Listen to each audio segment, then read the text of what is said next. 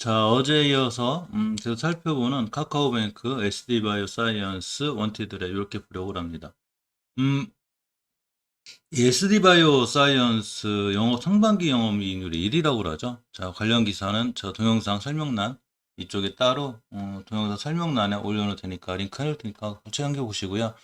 자, 상반기 코스피 이익률 1위가 SD바이오센스라고 합니다. 올 상반기 코스피에서 영업이익률이 가장 높은 종목이 16일 날 상장한 SD바이오센스라고 합니다. 올 1월에서 6월 매출액이 1조 9천억 정도 되는데 거의 뭐 2조 가까이 되는 거죠. 영업이익률이 49.33% 엄청 좋은 거죠. 자, 그럼에도 불구하고 주가는 많이 밀려주고 있죠. 또 이렇게 어제 8월 18일 날 또 기사에 보면 매출 2조 달성. 아까 말씀드린 대로 자, 이렇게 클럽 눈앞에 와 있다는 거의 다 간 거죠. 1조 9천억이니까. 이런 거 관련해서 기사는 동영상 설명란에 링크 한번 보시고요.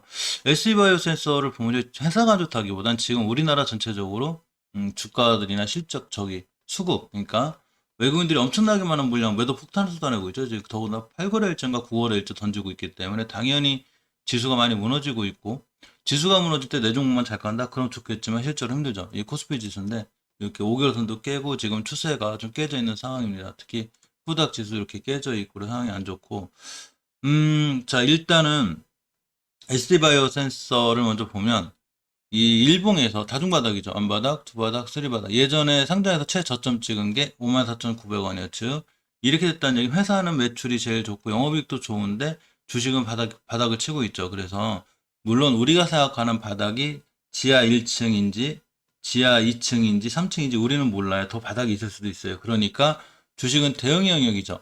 자, 54,900원을 기준으로 깨지 않고 턴을 해줬다? 그럼 이 주식이 안바닥, 두바닥, 쓰리바닥 그리고 턴을 하는 거죠. 즉 주식을 싸게 살 수 있는 기회가 되죠. 근데 54,900원을 그냥 이탈하고 내려온다? 그럼 바로 손절. 또 분할 매수를 통해서 차근차근 모아가는 거죠.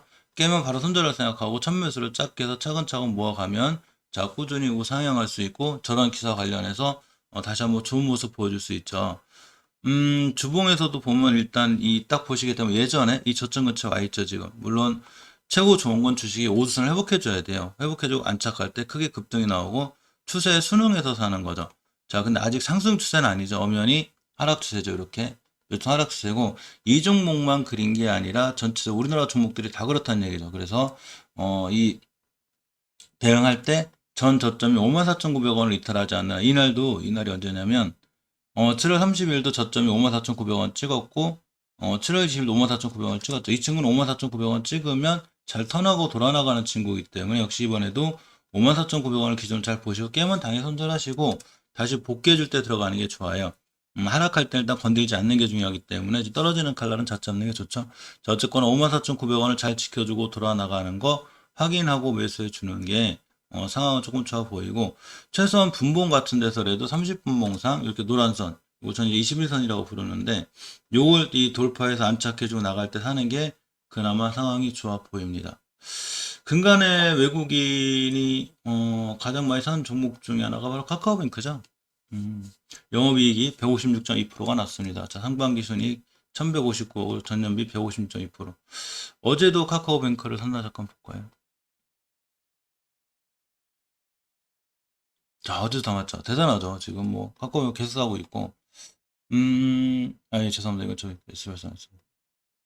자, 어제 사고 있죠. 대단하죠. 지금 엄청나게 사고 있고. 연기금도 엄청나게 사고 있습니다. 보험도.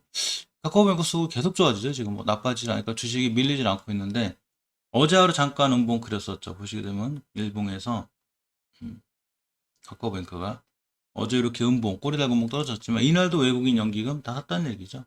자, 그러니까 계속 살아있고, 기본적으로 어제 아침 영상에 제가 5일선, 조금 길게 봐도 5일선만 이탈하지 않는 한 들고 가는 게 맞다고 그랬잖아요. 한 번도 이탈하지 않고 있고, 또 하나 특히 60분봉에서 제가 이 노란 선은 이제 21선이라고 제가 개인적으로 이름을 치는데, 여기 이제 지표 설정에서 보면, 자, 이렇게 21자 써놓고, 거놓고, 이게 노란선으로 제가 설정을 했습니다. 이 21선 요거, 20선 요거를 깨지 않아야 되는데, 제가 어제 영상에서 분명히 이거 깨지 않는 게 중요하다고 그랬죠. 근데 어제 단 한 번도 안 깼죠. 찍고 돌아나가고 찍고 돌아나가고. 그러니까 이 자리를 안 깨겠다는 얘기죠. 이 자리를 안 깨겠다는 얘기는 우리가 당분간 추세 상승을 유지할 거야. 이렇게 얘기해 준다고 그랬죠. 그러면서 잘 추세가 유지되어 있습니다. 30분봉에서도 보시면 저희 복귀해주고 이렇게 좋다고 했잖아요. 바로 딱 복귀해줬고 뿅 돌아 나갔죠. 그러니까 상당히 추세가 좋은 거죠.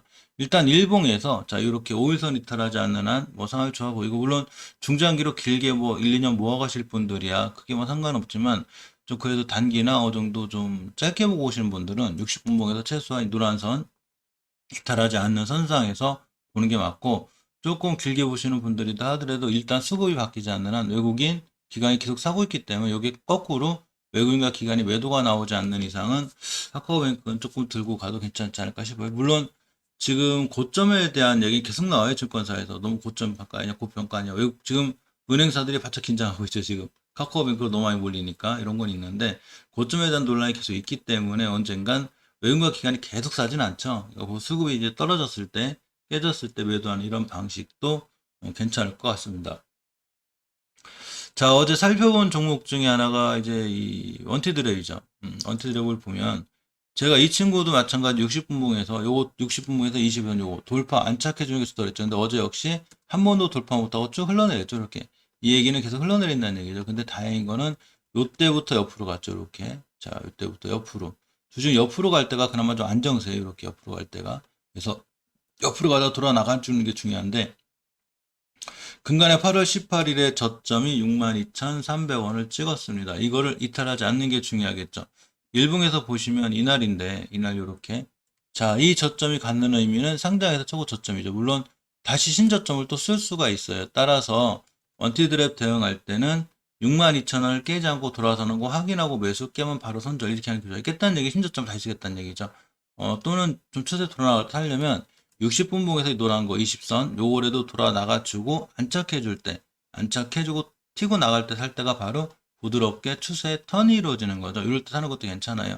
자, 상장에서 어쨌거나 이 따상에서 크게 올라간 다음에 굉장히 오래 또 며칠 동안 조정받는 거기 때문에 이 반등할 여지는 있어요. 따라 62,000원인데 이 고점이 109,000원 찍었죠. 이때 대비 거의 뭐 반토막은 아니더라도 45% 정도 떨어진 거죠. 그러니까 반등할 때 됐는데 62,000원대를 기준으로 잘 대응하시는 게 맞아요. 그래야 우리에게 수익을 줄 수 있습니다. 깨면 바로 손절. 주식은 제가 대응의 영역이라고 했죠. 대응의 영역. 예상의 영역이죠. 예상을 하고 사지만 결국 대응으로 돌아오는 두 개가 공존하는 영역인 거죠. 하지만 가장 중요한 건 대응인 거죠. 내가 이 주식을 원티대로 62,000원을 저점을 생각하고 진입했는데 깨졌다? 바로 손절. 이렇게 하죠. 더군다나 시장이 좋을 때도 아니고 지금 굉장히 안 좋기 때문에 여기 철저하게 계획을 잡고 대응하시는 것이 중요해 보입니다. 자, 시장 얘기 나온 채 어제 미국 시장 잠깐 볼까요? 사실 미국 시장 우리나라랑 전혀 틀리죠. 그렇습니다. 우리나라 시장 왜 이렇게 아시아 시장, 아시아권 중에서도 우리나라 시장이 좀 심한 것 같아요. 다우산업 0.19%좀 밀렸는데 나스닥이 0.12% 올랐죠. S&P 500도 역시 0.14% 올랐습니다. 대단하죠. 우리나라 시장 완전 거꾸로인데 이 뉴욕이 어제 시장에 계속 테이퍼링 이슈로 살짝 밀려치고도 결국 다우산업에 좀 밀렸다 하더라도 나스닥이 밀려치고 돌아나가고 S&P 500도 밀려치고 돌아나갔죠. 특히 S&P 500 같은 경우가 우량주들이 많이 모여 있으니까 특히 이제 잘 나가고 있는데 우리나라 시장도 제발 이렇게 빨리 좀 살아났으면 좋겠습니다. 웬간히 밀려 있어서 우리나라 증시도 이제는 그만 좀 돌아서지 않을 때가 되지 않았나 싶죠. 언제 이제 그동안 며칠 동안 아주 외국인들의 매도 폭탄이라고 하잖아요. 특히 삼성전자라든가 SK하이닉스 반도체 관련주로다가 굉장히 밀리고 있었기 때문에 이제 그만 돌아올 때가 됐는데 야 대단하죠. 이게 종목이 3% 가까이 밀려도 대단한데 코스닥 지수가 2.94% 1000포인트를 깨는 이런 상황이라 오늘 금요일이 꽤 중요해요. 오늘 주봉 차트가 완성이 되는 날이죠. 보시게 되면 지수 차트에서